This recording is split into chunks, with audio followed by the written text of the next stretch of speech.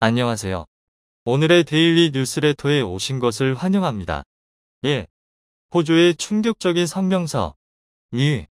거부할 수 없는 K2의 매력. 3. 한류가 폭발하고 있습니다. 한번 진실을 알아봅시다. 최근 나타난 전쟁과 군사 갈등, 국경을 넘어 가속화되고 있는 국제 안정성 문제에 대한 경각심과 대응이 필요한 시기에 한국의 무기 산업은 세계 군사 산업의 중심에 서 있습니다. 최신 기술과 철저한 개발 과정을 통해 생산된 한국의 무기는 국방력 강화와 안정적인 사회 환경을 제공하는 데 도움이 됩니다. K9 자주포, K2 흑표 전차 등 한국의 전차와 미사일 공격 전문 기술은 전 세계에서 최고의 품질과 효율성으로 인정받고 있습니다. 또한 한국의 공군 기술인 FA-50 공격기와 T-50 공중 전투기는 고강도 공격과 정확한 적 검출 기술로 전 세계의 국군을 강탄시키고 있습니다. 한국의 무기 산업은 전 세계에서 고정적으로 인정받고 있습니다. 19일 경남 창원의 한화디펜스 공장에서 K9 자주포의 수출 출고식이 있었습니다. 중국의 방해로 마리우시 부하슈차크 국방부 장관이 참석하지 못했지만 폴란드 육군 참모장 마시에이 도온스키 소장이 축사를 맡았습니다. 한국 정부와 한화 관계자들에게 감사를 표하였고 그들은 폴란드의 국방력을 증강시킬 수 있도록 신속한 공급을 제공했습니다. 같은 날 현대로템에서도 K2 흑표 전차의 출고식이 있었습니다. 한국은 체결된 계약이 단 2달 만에 초도 물량을 납품하였기 때문에 폴란드뿐만 아니라 지켜보던 유럽 국가들에서도 경악을 금치 못하고 있습니다. 이행 계약이 체결된 지 단 2달 만에 초도 물량을 납품한 한국의 폴란드뿐만 아니라 이를 지켜보던 유럽 국가들에서도 경악을 금치 못하고 있습니다. 초도 물량으로 K2 전차 10대와 K9 자주포 24문이 먼저 출하되었고 나머지 K2 170대, K9 188문이 각각 2025년, 2026년까지 납품될 예정입니다. 폴란드에서는 이 막대한 전력을 활용하기 위해 기계화 사단을 새롭게 편성했다고 전해졌는데요. 그런데 폴란드는 이것만으로는 부족하다면서 한국 무기를 더 사고 싶다고 제안을 해왔습니다. 폴란드에서 구매를 문의한 무기는 다름 아닌 국산 보병 전투차 FAS-21 레드백이었습니다. 천무 다연장 로켓 288대를 계약한 걸로도 모자라 보병 전투차까지 구매하겠다고 나서 이러다가 우리 군이 쓸 장비도 폴란드가 다 쓸어가 버리겠다는 말까지 나오고 있습니다. 폴란드에서 레드백에 흥미를 가지고 있었다는 건 이전부터 익히 알려진 사실이었는데요. 지난 21일 마리우시 부하슈차크 국방부 장관이 트위터에 글을 올리며 한국의 레드백 도입을 고려 중이라고 공식적으로 밝혔습니다. 우리는 기계화 부대를 강화하기 위한 최적의 솔루션을 찾고 있습니다. 부하슈차크 장관은 폴란드에서 자체 개발한 장갑차 보르숙 포르크를 보완할 수단으로 레드백을 원한다고 말했습니다. 또한 레드백이 폴란드 현지에서 성능 테스트를 시작했다며 보르숙과 레드백 사진을 나란히 게시하였습니다. 폴란드 정부는 무기 계약을 체결하고 지난 몇 달 동안 레드백의 도입을 검토해온 것으로 알려졌습니다. 그런데 이미 폴란드에서 자체 개발되었고 2023년에 양산에 들어갈 예정인 보병 전투차 보르숙 포르크가 있는데 굳이 레드백을 도입하려는 이유에 의문이 드는데요. 두 장갑차는 설계에서부터 완전히 다른 방식으로 운용될 것을 전제하고 만들어진 장비라고 할 수 있습니다. 보르숙은 폴란드에서 운영 중인 구소련제 보병 전투차 BWP-1을 대체하고자 개발된 보병 전투차로 수륙경용이 가능한 경장갑차입니다. 보르숙의 중량은 25톤의 엔진은 750마력으로 중량 42톤의 1000마력의 레드백과 비교했을 때 방어력 면에서 큰 차이를 보이고 있습니다. 폴란드는 경장갑차 보르숙의 역할을 보완할 중장갑차로 레드백을 도입하려는 것으로 보이는데요. 폴란드 육군은 지반이 튼튼한 곳에서는 미국에서 도입한 M1 에이브람스와 함께 레드백을 운용하고 지반이 약하고 도하할 필요가 있는 곳에서는 K2 전차와 보르숙을 함께 운영할 계획이라고 합니다. 에이브람스를 운영하는 제18 기계화사단의 전 사령관이자 우크라이나 원조팀 부사령관인 야로슬로프 그로마진스키 장군은 에이브람스가 레드백이 킬러 듀오를 이룰 것이라고 말했습니다. 에이브람스를 운영하는 제18 기계화사단은 벨라루스를 통한 러시아의 공격 가능성이 가장 높은 지역을 도맡고 있습니다. 때문에 중전차가 필요하고 이와 함께 무거운 아이프가 필요합니다. 그리고 그것이 바로 레드백입니다. 우리는 오늘 밤 준비가 된 강력한 사단이 있어야 합니다. 레드백의 가장 큰 장점은 장비가 이미 검증되어 즉시 사용 가능하다는 점입니다. 보루숙은 아직 생산도 시작되지 않았습니다. 또한 폴란드에서 먼 나라인 한국에서 무기를 구입하는 것은 위기 시 문제의 소지가 될 수 있지 않냐는 질문에 저는 다르게 보고 있습니다. 우리는 이웃이 아니기 때문에 같은 상황에 처하게 될 위험이 없습니다. 폴란드가 공격을 받아도 계속해서 한국에서 무기를 공급받을 수 있을 것입니다라고 답변했습니다. 현직 장군까지 나서 레드백을 보증하면서 보루숙을 두고 왜 한국 무기를 도입하냐고 불평불만을 표하던 사람들도 합주기가 돼버렸습니다. 현재 레드백이 폴란드에 도착해 현지에서 성능 테스트를 진행하고 있습니다. 호주에서 운영될 것을 전제로 했던 산악 도색을 벗겨내고 폴란드의 환경에 맞게 새롭게 도색된 모습이 공개되었는데요. 현대적이면서 세련된 레드백의 디자인에 폴란드 밀리터리 마니아들도 감탄을 금치 못하고 있습니다. 한편 폴란드에 도착한 레드백을 부러운 눈으로 바라보고 있는 곳이 있으니 바로 인도입니다. 인도 역시 차세대 보병 전투차 도입을 위해 자체적으로 개발에 나섰었는데요. 90년대부터 진행되고 있는 프로젝트인데 그 긴 시간 동안 실전 매치는 균형, 완제품도 공개하지 않아 또 제2의 아준 전차가 되는 거냐고 걱정을 사고 있었습니다. 그리고 얼마 전 인도의 차기 보병전 투차 피크의 시제품이 드디어 공개되었는데요. 이를 본 인도 네티즌들은 탄식을 감추지 못하고 있습니다. 우울증 걸린 BMP 같은데 이거랑 비슷한 걸 시리아에서 이즈놈들이 타고 다니는 걸 본 것 같아. 신냉전이라고 해서 무기까지 냉전 시대로 돌아갈 필요는 없는데 이건 업그레이드가 아니라 세금 낭비야. 한 인도 네티즌은 픽프와 레드백을 비교하는 사진을 올렸는데요. 레드백을 기대했는데 현실은 이런 게 나와버렸다. 라며 인도 네티즌들의 심정을 대변했습니다. 사실 이는 당연히 예정된 결과였는데요. 픽프의 설계가 완료된 것은 2001년으로 20년이나 뒤처진 설계를 기반으로 제작된 장갑차입니다. 목표였던 2010년 이내로 나왔다면 쓸만한 장갑차였겠지만 완성이 늦어도 한참 늦어버렸죠. 그 성능도 1980년대에 실전 배치된 BMP-2에서 방어력만 조금 향상된 것으로 파악되고 있어 프로젝트 자체가 뒤엎어질 확률이 높아 보입니다. 결국 아준 전차와 테자스 전투기처럼 애써 개발해놓고 외국산 무기를 수입해서 사용하는 절차를 다시금 반복할 것으로 예측되고 있습니다. 그렇게 될 경우 현재 세계 보병 전투차 시장에서 레드백이 가장 유력한 고지를 차지하고 있어 인도 육군 역시 레드백을 도입할 가능성이 높을 것으로 관측되고 있습니다. 실제로 인도 육군은 K9 자주포를 운영하며 한국 무기에 대해 높은 신뢰를 갖게 되어 K9뿐만 아니라 K2 흑표전차의 도입까지 추진하고 있는 상황입니다. 육군에서 사용할 장비이며 인도의 한화의 생산기지가 이미 구축되어 있는 점을 고려한다면 레드백만 한 선택지가 없어 보입니다. 각국에서 레드백에 대한 호평이 이어지고 있는데요. 레드백이 본래 목표로 했던 호주 입찰은 호주 정권이 바뀌면서 미루어지고 말았지만 외신들은 레드백의 승리가 확실하다고 보고 있었다고 합니다. 호주 보병전 투차 입찰에서 기갑의 명가, 독일 라인메탈사에서 제작한 차세대 보병전 투차 링스린스와 경쟁을 벌이고 있었는데요. 결과 발표 직전에 호주 정권이 교체되면서 새로 취임한 총리가 국방산업 전반을 재검토한다고 선언하며 결과 발표가 내년으로 미루어지고 말았습니다. 그런데 사업 연기가 결정된 직후 영국 군사 매체 브레이킹 디펜스에서 호주 장갑차 도입 사업 지연 소식을 보도하면서 이번 입찰에서 레드백의 승리가 유력했다고 밝혔습니다. 컨퍼런스 기간 동안 진행된 7번의 인터뷰에서 국방 및 민간 전문가들은 한국의 한화가 호주 육군 역사상 가장 큰 계약인 보병전 투차 입찰에서 승리가 유력하다고 입을 모아 말했습니다.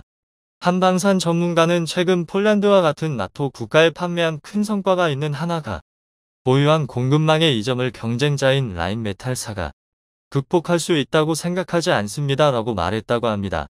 이처럼 모두가 레드백의 승리를 점치며 도장만 찍으면 됐었는데 정권 교체로 사업 전체가 연기되고 만 건데요. 그 배경에 자신들이 불리하다는 것을 인지한 독일의 막강한 로비가 있었다는 후문이 들려오고 있습니다. 이 때문에 레드백의 본격적인 양산을 준비하고 있던 한화가 난감한 처지가 되어버렸는데요. 폴란드에서 호주가 안 산다면 자신들이 레드백을 먼저 구매하겠다고 나서 한숨을 돌리고 있습니다. 거기에 폴란드의 레드백 도입이 유력해지면서 미국의 차기 보병 전투차 도입 사업에서도 유리한 고지를 차지하게 될 것으로 기대받고 있습니다. 미국은 현재 노후화된 M2 브래들리 장갑차 3,500여 대를 새로운 장갑차로 대체하기 위해 차세대 보병 전투차 사업 옴프에 입찰에 참여한 기업을 최종 세계 업체로 추리는 단계를 앞두고 있습니다. 하나 디펜스 역시 미 군용 차량 개발업체인 오시포시 디펜스와 손잡고 레드백 기반 옴프용 장갑차로 이번 입찰에 참여하고 있는데요. 폴란드 레드백 수출이 성공한다면 수출 사례가 있다는 강점을 통해 미국 보병 전투차 사업 입찰에 성공하게 될 것으로 점쳐주고 있습니다. 레드백의 제조사인 하나가 폴란드의 대량 수출을 이루어내며 승승장구하고 있는 반면 라인메탈사는 숨겨왔던 병폐가 드러나며 신뢰도를 깎아내리고 있는데요. 올해 초 독일 의회는 우크라이나에 대한 무기 지원을 위해 독일 연방군 장비와 시전물자 실태를 조사했었습니다. 그 결과 라인메탈사에서 우크라이나에 제공할 수 있다고 했던 마르더 IF 100대는 알고 보니 시전물자가 아닌 폐품을 모아놓은 고철더미에 지나지 않았음이 밝혀졌습니다. 독일 군축의 여파를 독일 최대 방산기업인 라인메탈사 역시 피해갈 수 없었던 것이죠. 안 그래도 낮아지고 있던 독일 무기에 대한 신뢰도가 완전히 날아가버린 사건이었습니다. 라인메탈사는 장갑차를 수리하여 우크라이나에 지원 보낼 것이라고 밝혔지만 반년이 넘게 지난 지금까지 단 16대밖에 복원을 완료하지 못했다고 합니다. 라인메탈사의 고객들은 계약기한 내로 제품을 공급할 능력이 되는지 의심하고 있는 상황입니다.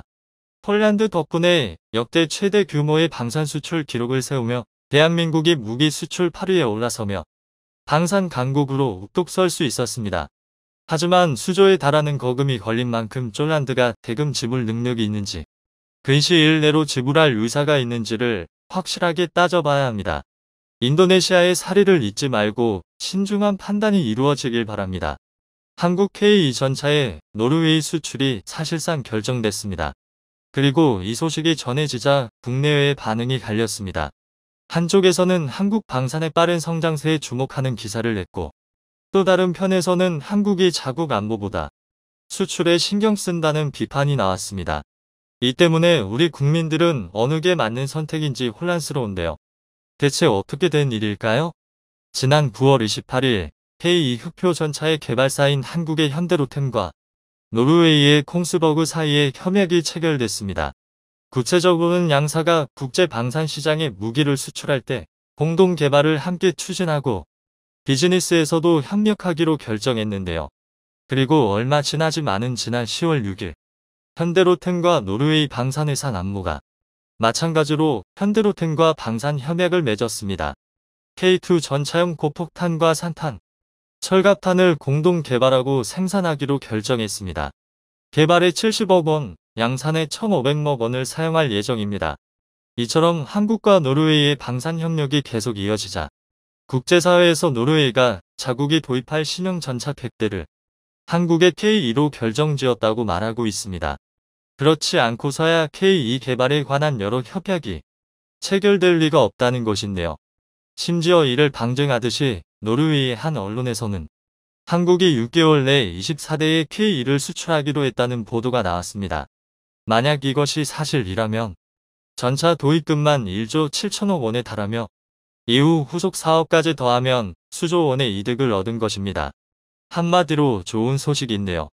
그런데 이 소식이 한국에 득이 되지 않는다는 분석도 있습니다. 일각에서는 K2 전차의 노르웨이 수출이 그리 좋은 선택이 아니라고 말합니다. 자세하게는 폴란드에 이어 노르웨이에서도 독일을 꺾으면서 한국이 많은 도움을 받았던 독일 방산업계와 한국의 협력관계가 완전히 어그러졌지만 그에 비해 사업 규모가 1조 7천억 원에 불과해 먹을 게 없다고 비판했기 때문입니다.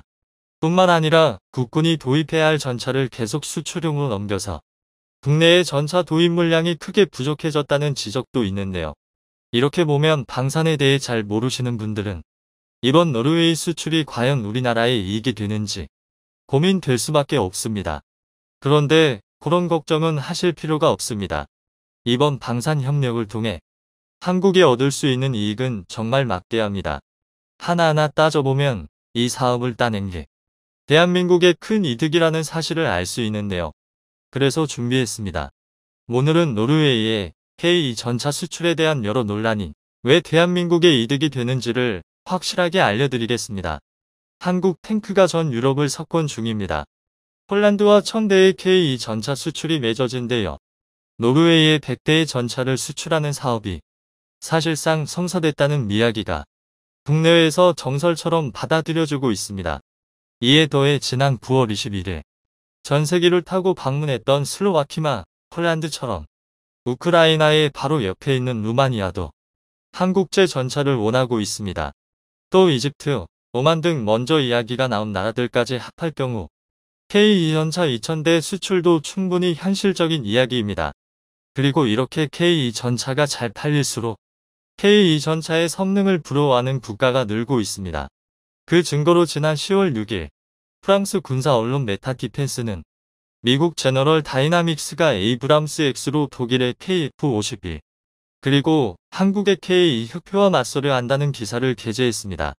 이건 정말 대단한 일입니다.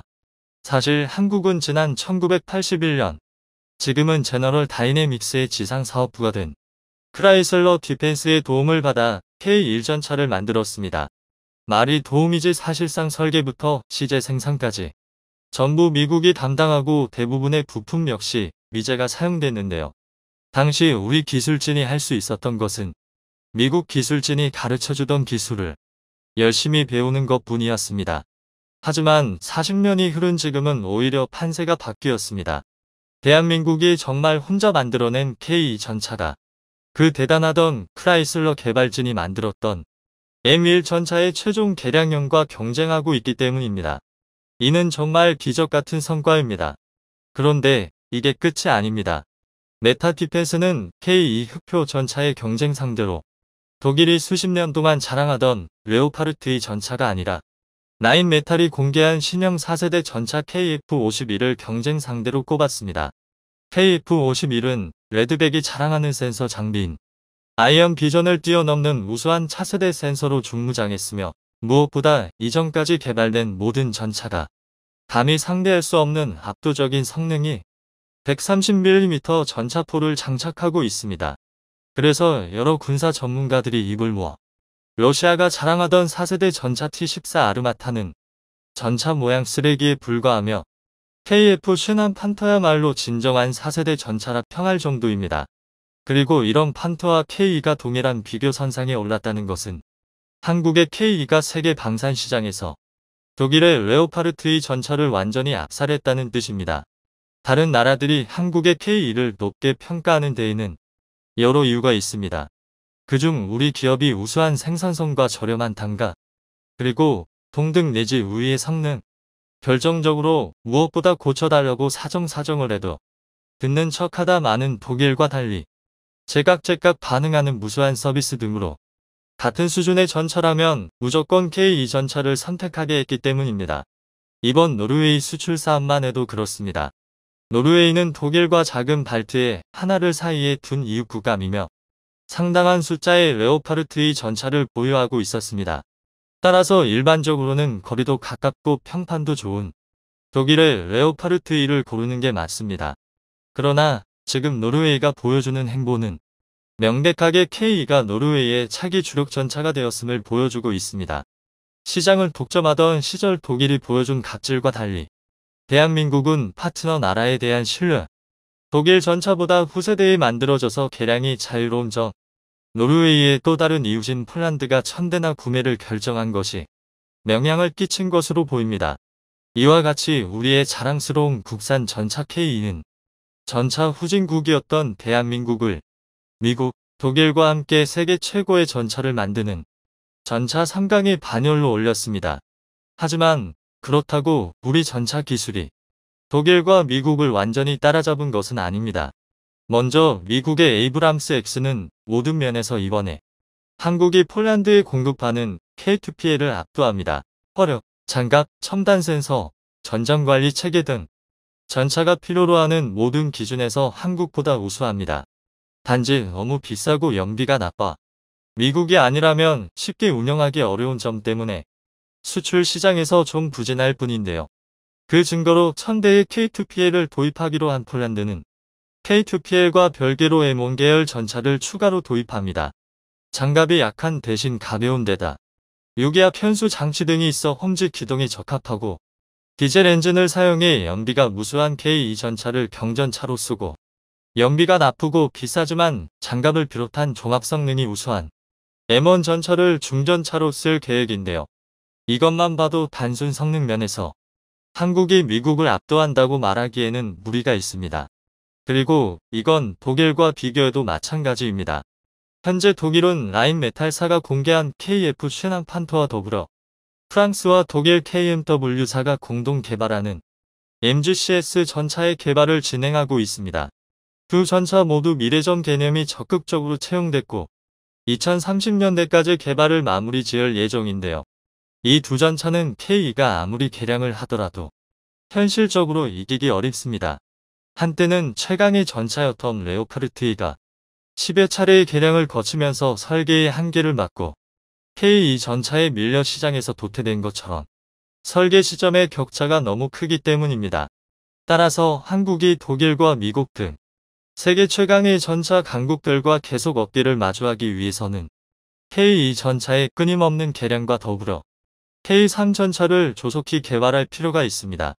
그리고 바로 이런 이유 때문에 우리 군이 큰 희생을 하고 있는 것입니다. 현재 현대로템이 군에게 약속했던 K2 전차의 추가 양산분의 공급이 계속해서 지면 중입니다. 폴란드 수출까지는 라인 일부를 국군용 전차를 만드는 데 할당할 수 있었으나 노르웨이 수출이 터지고 여러 수출 사업의 성사 가능성이 쪽증하면서 라인을 늘려야 국군의 전차를 생산할 수 있는 상황이 됐기 때문입니다. 그래서 우리 군이 돈 큰 결단을 내려 K2 전차의 추가 도입과 M48 전차의 퇴역을 미뤘습니다. 이 때문에 돈이 아무리 중해도 안보를 저버려서는 안 된다며 군과 우리 기업이 많은 비판을 받고 있는데요. 게다가 그 중에서 일부 언론은 노르웨이 사업은 손해밖에 없는데 우리 기업의 실적이 눈이 멀어 국가 안보에 해를 입힌다고 주장합니다. 그런데 이게 마냥 틀렸다고 하기 어렵습니다. 왜냐하면 노르웨이에 무기를 수출하기 위해서는 한 무기와 동일 규모의 노르웨이 제품을 절충교역으로 구매해야 합니다. 1조 7천억 원어치 무기를 팔았으면 그에 상응하는 노르웨이산 무기나 제품을 구매해야 한다는 것인데요. 이 때문에 우스갯소리로 노르웨이산 연어와 고등어 1조 7천억 원어치를 받아오려는 것 아니냐는 비아냥까지 나왔습니다. 이에 더해 독일과의 관계를 걱정하는 목소리도 높습니다. 폴란드에 이어 독일의 바로 이웃 국가에 한국산 전차를 판 것에 분노한 독일 기업들이 한국과의 협력을 전면 재검토할 수 있다는 것인데요. 실제로 가장 극단적으로 가정했을 때 독일 기업이 엔진, 변속기 등 각종 군용 부품의 공급을 끊으면 K2, K9 등 우리 군이 운영하는 핵심 전력 대부분에서 심각한 정비난이 발생할지도 모른다는 것이죠. 하지만 그런 걱정은 하실 필요가 없습니다.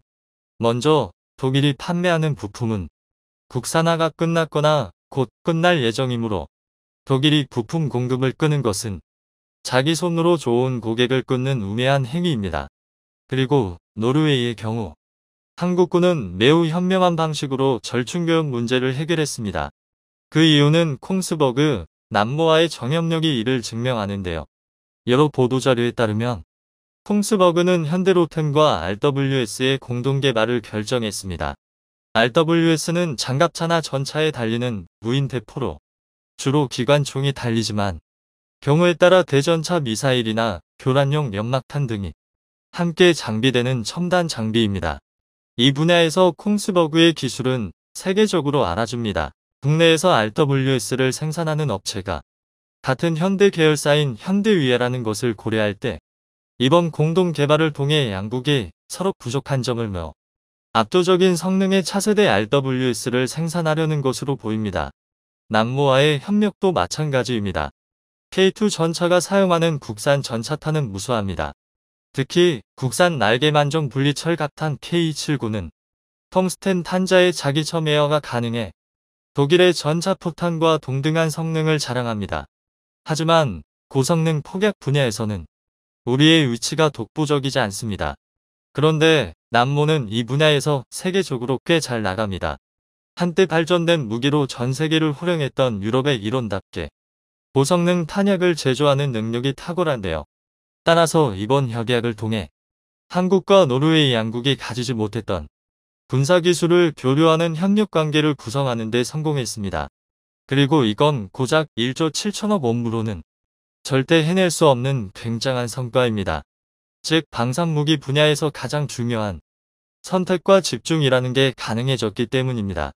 아시다시피 한국은 분명한 강대국이지만 미국이나 중국처럼 수백조 원의 국방 예산이나 수만 명의 명구 인력이 있는 나라가 아닙니다.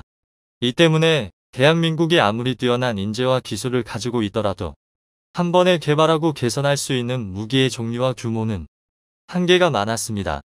그리고 이는 노르웨이 역시 마찬가지입니다. 그런데 노르웨이와 한국이 협력하면 이야기가 달라집니다. 서로 잘하는 부분에 집중한 뒤 서로에게 기술을 공유해 준다면 미국이나 중국보다 적은 국방비와 연구 인력으로도 자주 국방을 할 역량을 만들 수 있습니다. 간단히 말해 이번에 한국과 노르웨이의 계약은 무기 개발 품앗이라고 할 수 있습니다. 당장 지금 보도되는 여러 안 좋은 보도와 달리 이번 거래가 무사히 완료된다면 우리 대한민국의 방산 기술은 한 단계 진일보한 기술을 확보할 수 있게 됩니다. 현대차는 토요타를 절대로 따라잡지 못할 것이라 자신했던 일본인들이 최근 나타난 놀라운 상황에 대충격을 받고 있어 화제입니다. 12년 만에 일본에 다시 진출한 현대차에서 놀라운 결과가 나타났고 특히 영국과 인도네시아에서 상상도 못했던 일들이 벌어지면서 토요타는 끝장났다는 분석까지 나오고 있는 상황입니다. 무슨 일이 발생했기에 외신까지 크게 주목하고 있는지 살펴보겠습니다. 최근 토요타는 영국에서 광고를 금지당하는 수모를 겪은 바 있습니다. 토요타의 스포츠카 브랜드 GR 차량 3대가 줄지어 주행하는 이미지가 실렸는데 헤드라인 문구 중 대 GR 필름 등이 문제가 됐던 것입니다. GR은 모터스포츠 가주 레이싱의 약어에서 차관한 문구입니다. 그런데 영국 측은 GR이 엔진의 으르렁 소리를 연상시킨다. 매우 과속을 유발할 수 있음을 지적했고 해당 광고는 신문뿐 아니라 모든 매체의 게재가 중단된 상태입니다. 게다가 비슷한 광고에 대한 금지까지 내려져 토요타가 크게 당혹해하고 있습니다. 이는 토요타가 내세우는 엔진 기술의 상징성을 완전히 뭉개버렸다는 설명입니다.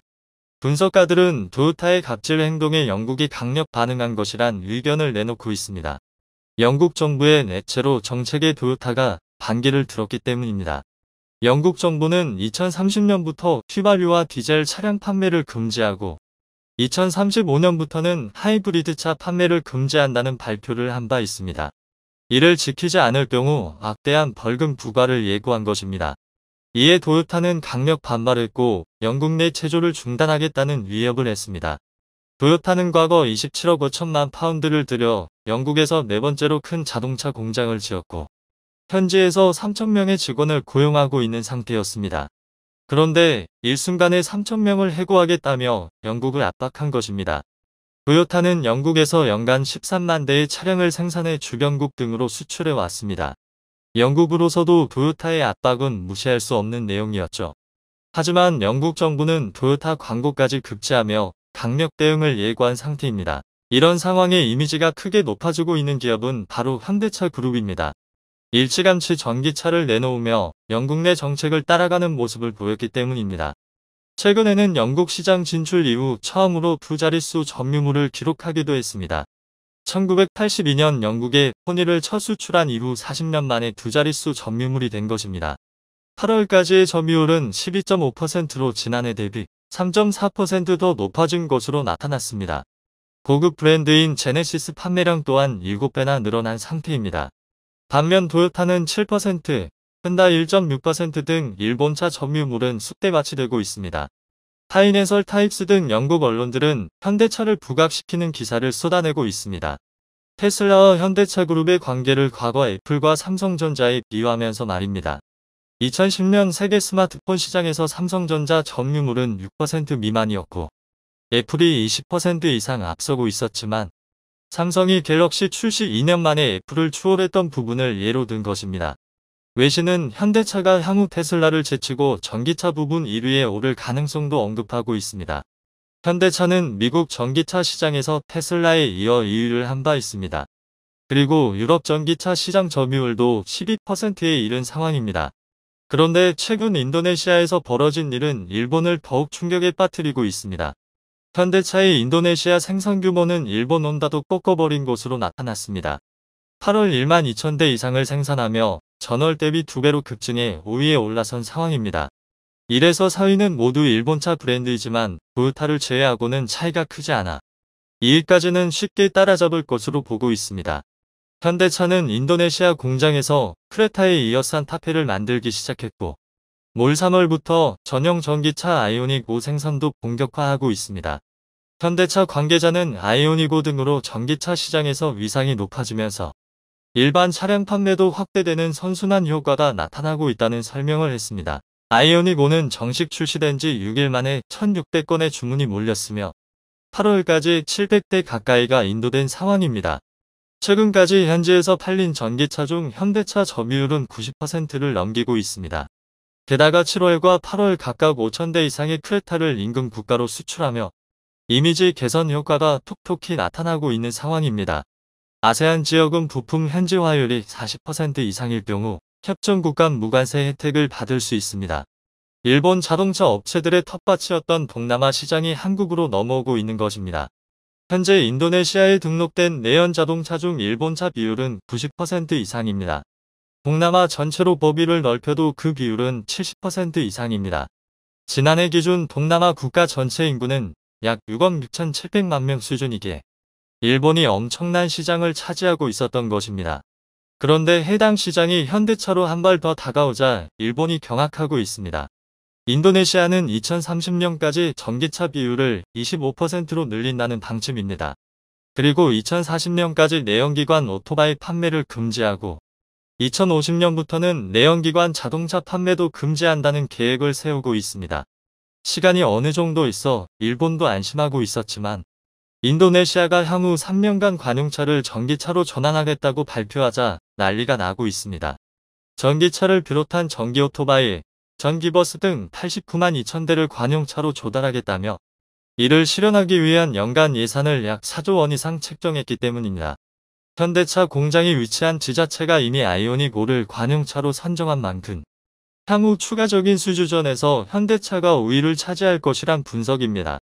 해당 소식은 일본에도 전해져 큰 충격을 주고 있습니다. 그동안 일본차를 주로 활용해 왔는데 이제는 현대차로 넘어가게 생겼다며 아우성을 치고 있는 상황입니다. 이에 토요타 등 일본차 업체들의 호소도 커지고 있습니다. 토요타는 인도네시아 정부가 전기차 투자에 대한 우리의 진지함을 알아주길 바란다는 성명과 함께 2027년까지 18억 달러이죠 5천억 원 규모의 투자를 진행하겠다는 발표를 했습니다. 미쓰비시 또한 2025년까지 6억 7천만 달러 상당을 투입하겠다는 계획입니다. 하지만 상황은 현대차에게 훨씬 유리하게 돌아가고 있습니다. 인도네시아가 내년부터 전기차의 보조금 지급을 결정해 현대차가 최대 수혜기업으로 떠오르고 있기 때문입니다. 심각한 대기 오염 문제를 해결하기 위해 보조금 지급을 앞당겼다는 설명입니다. 대기질 분석 업체인 IQ에어에 따르면 전 세계 117개국 중 인도네시아는 17번째로 오염률이 높은 것으로 확인되고 있습니다. 수도 자카르타의 경우 초미세먼지 농도는 WHO 공고 기준보다 8배나 높은 상태입니다. 이런 상황에 적극적으로 보조금을 쏟아부어 게임 체인저 역할을 기대하고 있는 것입니다. 이에 따라 2025년까지 250만 대의 전기차를 보급하겠다는 계획입니다. 인도네시아는 현재 국가 수도를 자카르타에서 보르네오 섬의 누산타라로 옮기는 작업을 하고 있습니다. 녹색 도시를 모티브로 오는 2024년 대통령궁 이전 계획을 세우고 있는 상태입니다. 즉 현대 전기차는 누산타라를 기반으로 동반 성장이 기대되고 있습니다. 인도네시아 인구는 2억 7천만 명으로 세계 4위 인구 대국입니다. 풍부한 노동력뿐 아니라 소비시장이 형성될 가능성도 높습니다. 이런 상황 때문인지 인도네시아는 한국의 환심을 사려 사활을 걸고 있는 상태입니다. 최근 자카르타에서 열린 개천절 행사에 현직 장관이 5명이나 참석하기도 했습니다. 통상 각국 대사관에서 진행하는 국경일 행사에는 장관 1명 정도가 참석하는데 한국의 중요성을 인지한 인도네시아가 5명의 장관을 파견했다는 설명입니다. 정의선 회장은 2018년 이후 조코의 대통령과 총 6차례 만남을 가진 바 있습니다. 7월 조코위 대통령의 방한 때도 따로 만남을 가졌을 정도입니다. 이런 관계를 바탕으로 향후 더욱 가파른 성장이 예상되고 있습니다. 그런데 현대차는 일본 내에서도 놀라운 반전을 일으킨 상황입니다. 9월 한 달 동안 일본 시장에서 150대에 가까운 전기차를 판매했던 것입니다. 세 자릿수 판매량을 기록한 것은 일본 재진출 12년 만의 일입니다. 외신들은 절대 판매량 자체는 아직 적지만 전기차 선호도가 낮은 일본 시장에서 판매량이 서서히 늘고 있다는 점은 고무적이라는 설명을 했습니다. 실제로 5월에 7대, 6월 37대, 7월 61대, 8월 76대에 이어 지난달 147대로 껑충 뛰어오르는 모습을 보였기 때문입니다. 현대차는 일본 주요 지역에서 시승을 겸한 전시장 오픈과 카시어링 플랫폼인 애니카를 통해 소비자들을 공략하고 있습니다. 지난 7월에는 일본 교토의 NK택시가 아이오닉 5 도입을 결정하기도 했습니다. 현재 운행 중인 700여 대의 택시 가운데 50대를 우선 교체하기로 한 것인데 교토 주민과 관광객들에게 선보이겠다는 계획을 밝힌 상황입니다. 일본 언론들은 현대차가 도쿄 시부야에서 자동차 공유 서비스를 시작했다며 긴장감을 드러내고 있습니다. 현대차는 일본에서 연간 1,000대 이상 판매를 기대하고 있습니다. 일본은 연 450만 대가량의 신차가 팔리는 세계 3위 시장이지만 토요타나 닛산 등 자국 브랜드에 대한 자부심이 높아 수입차의 무덤으로 물리고 있습니다. 하지만 전기차에 있어서는 토요타가 무덤이 되고 있는 상태입니다. 최근 토요타가 야심차게 내놓은 첫 번째 전기차 BZ4X는 타이어 볼트가 풀려 빠지는 문제로 대규모 리콜에 들어가기도 했습니다. 볼트를 더 조일지 부풀 교체가 필요한지를 두고 검토에 들어갔는데 3개월간의 분석을 거쳐 결국 부품 교체를 결정한 것으로 나타났습니다. 이달 26일 다시 시장에 내놓을 예정인데 결정이 늦어진 이유로 부품을 새로 만드는데 시간이 걸렸기 때문이라는 황당한 설명을 했습니다. 새로 설계한 볼트로 교체하는 것 외에 특별한 작업이 없었는데 말입니다. BZ4X는 전 세계적으로 2,700대 정도가 팔렸고 이미지에 큰 타격을 입은 상태입니다. 유럽 2,200대, 북미 280대, 일본에서 110대 등을 팔았던 것입니다. 하지만 현재는 팔리지 않을 것을 각오하며 구독 서비스에만 집중하고 있습니다. 구독 계약금도 기존의 절반인 38만 5천엔으로 내렸고 몰 이용료는 10만엔 이상에서 약 1,100엔 할인을 내걸고 있는 상태입니다. 하지만 일본인들의 불만은 끊이질 않고 있습니다. 불량 발견 후 해결까지 3개월이나 걸리다니 한심하다. 몰 10만엔을 계속 지불할 여유가 없는 이가 태반이라 사용자가 없을 것이다 이런 반응입니다. 이런 와중에 국내 완성차 업체들은 놀라운 실적을 보이고 있습니다. 현대차의 몰 3분기 판매량은 102만 대로 전년 동기 대비 13% 늘어난 상황입니다. 특히 9월 판매량 35만 5천 대은 전년 동기 대비 24% 증가하기도 했습니다. 이에 차량용 반도체 수급 문제가 해소된 것 아니냐는 분석이 나오고 있습니다. 인플레법 여파에도 현대차의 9월 미국 판매량은 11%나 늘어났죠. 투싼과 산타페 등의 선전으로 전기차의 부진에도 미국에서 5만 9천 대를 판매한 것입니다. 현재 미국에서의 재고 일수는 최대 1개월 정도로 만들자마자 바로 출고되고 있는 상태입니다. 변화에 뒤처진 토요타. 한국은 토요타를 확실히 압도해 버리길 바랍니다. 영상이 도움이 되셨다면 구독과 좋아요 부탁드리며 오늘도 감사합니다. 최고로 멋진 하루 보내시길 바랄게요.